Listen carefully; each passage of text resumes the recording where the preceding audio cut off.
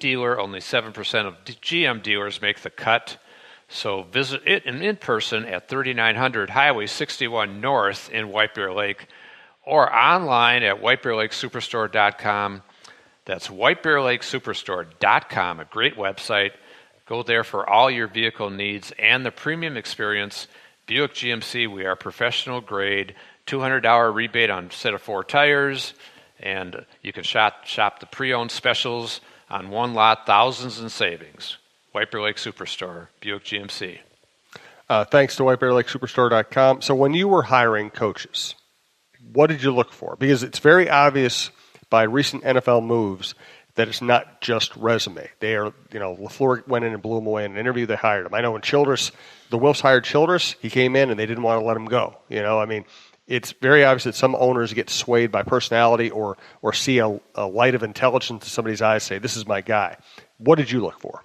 Yeah, I think the first thing is leadership ability and just a presence and a charisma that I think is really important in a head coach, and just being able to kind of carry the room and get the attention of the team, the players, and also having skills in other areas, managerial skills. Really, a coach is almost a CEO in effect, and be able to manage all the different areas of a football team and interact with other people too. I think it's really important. People skills are really critical to be able to interact with the general manager, interact with the position coaches, with the players. And so I think those are all part and parcel of what you're looking for and what I looked for in a head coach. And I think I wasn't necessarily as position specific as it seems that the hiring process has gotten to now, where these owners and GMs are trying to pair a LaFleur or a Freddie Kitchens in Cleveland with a certain player, such as a Baker Mayfield that he had some success with, and then all of a sudden you're trying to make that transference to say, okay, well, he can handle the whole football team. Well, yeah, he did a nice job with Mayfield down the stretch, but does that necessarily make him a head coach? Does he have head coaching experience? And I always like to see that too. I think that also proves something. But I was involved with different hirings where guys had been head coaches and had just been coordinators. And because a coordinator is almost a head coach of that area, offense or defense. So I think it's an intelligence, it's a leadership ability, it's the people skills, it's the ability to maintain the football team, have the reasonable relations with the media and with the fan base, and I think those are all really, really critical, and be a real smart guy too. And so sometimes guys aren't going to have all those things.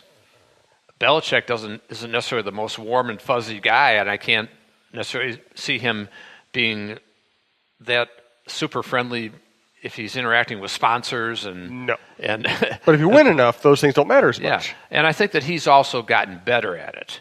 And the other thing is, and you know better than I do, but I know from talking to writers and players and people who've been in the Patriots organization, they say that when he's in the room with the team, he is a great communicator, and he's not bubbly, but he wins people over with a certain kind of football charisma, even that might not show up in front of cameras. That's right, and I've seen him show some personality from time to time too. We've seen that with Belichick,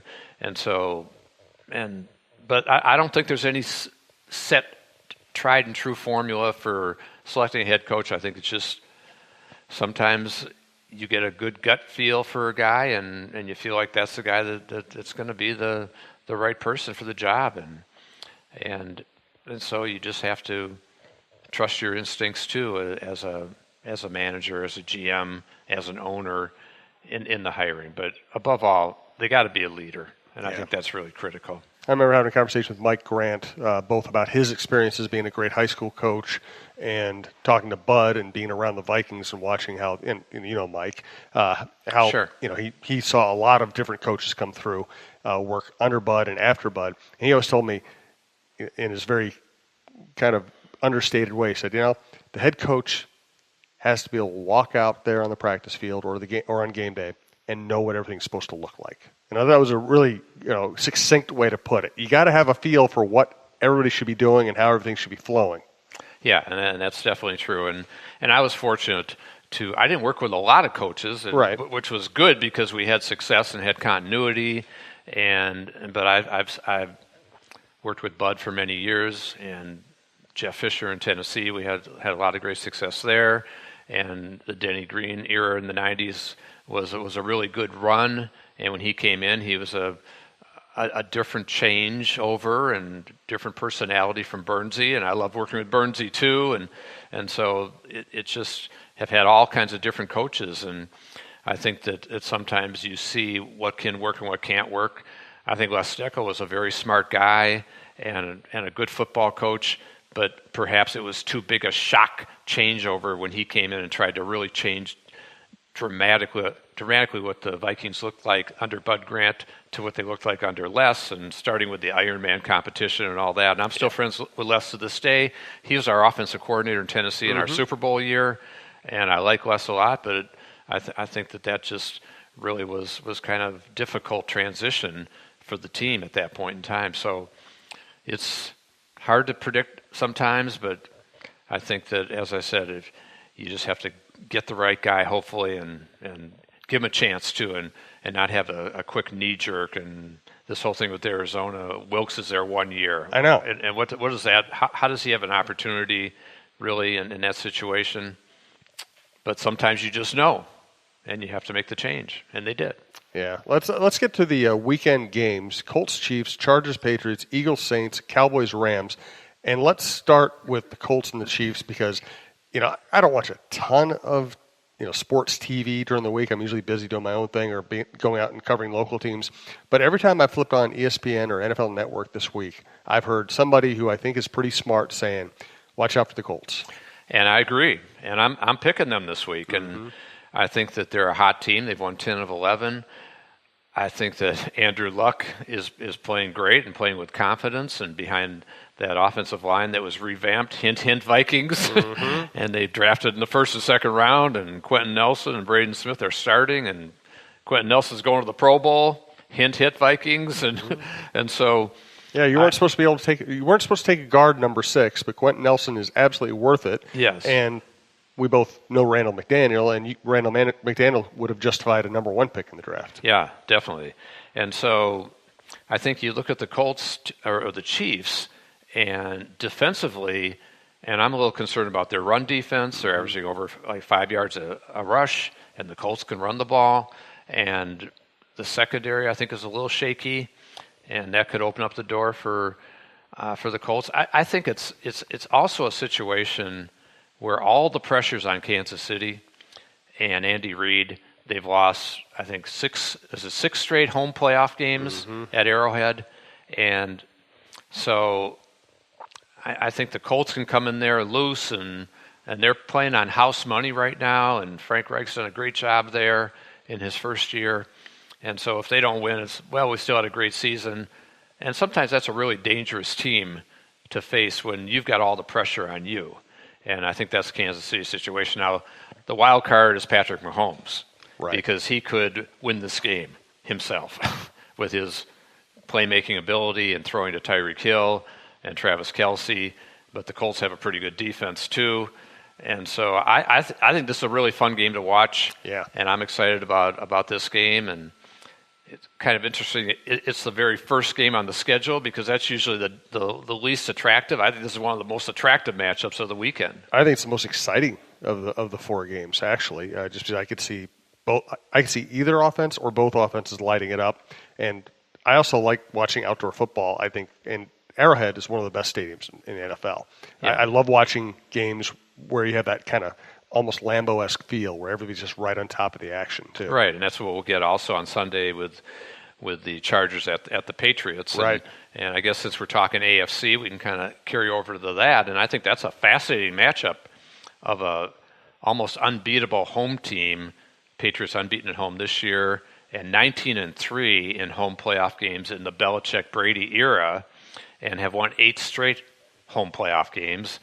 But meanwhile, the Chargers, again, coming in, all the pressure's on the Patriots. The Chargers were the better team this year. Yeah, exactly. The Chargers, excellent team, and I would love to see Phillip Rivers go into Foxborough and get a win. and for that Chargers team, and I think they're capable of doing it. They've got a strong pass rush with Melvin Ingram and Joey Bosa, and I was wrong about them last weekend. I picked against them in Baltimore, and they proved me wrong there. But I just have a hard time seeing anybody go into Foxborough in a playoff atmosphere and beating Brady, Belichick, and the Patriots. And it could happen, but I don't see it. I think the Patriots emerge, and then what's going to happen, of course, if the Colts beat the Chiefs, then they're right back at Foxborough for the championship game, and the Patriots are headed back to the Super Bowl potentially. I know. Isn't that amazing? It's like so many things break right for the Patriots every year. Now, you have the Chargers are a very good team, but they have flown more miles than anybody in the NFL this year. They just went all the way across the country to play in Baltimore against a very physical team. Melvin Gordon is banged up, one of their best players, and now they got to fly all the way back and play in the cold at Foxborough, a place that the Patriots hardly ever lose. And I think the Chargers, their road record is 7-1. So they know how to win on the road, but how many times can they keep doing this, flying across the country and beating good teams? Yeah, and 8-1 now after beating Baltimore. Right. So yeah, good point. So that's the other part of the equation that's interesting is the Chargers have been great on the road this year, so they're not fearful of going on the road. Philip Rivers 0-7 against Brady, and so there are a lot of things happening with this game, but it's another game I'm excited to watch. Oh yeah, and see how the matchup unfolds. And here's the other aspect of it. At some point, the Brady-Belichick thing is going to die. At some point. Yeah. And Brady didn't look very good down the stretch. Gronk looks like a shell of himself. The Patriots defense, although they did very well against the Vikings in general, will give up yards. And now they're facing a quarterback who can dissect things. So I'm tempted to pick the Chargers, even though the Patriots record at home really just makes it. And you pick the Colts. Just for fun, I'm going to go with the Chiefs just because I think Mahomes is going to have just enough magic.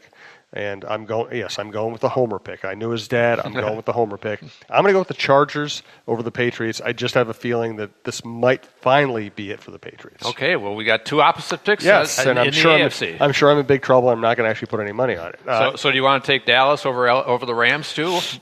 While you're on a road team? Well, I'm taking the Chiefs. So you got the Chiefs. You got the home team there. That's right. Well, let's do Cowboys-Rams. I think this one is very interesting in much the same way as Colts at Chiefs.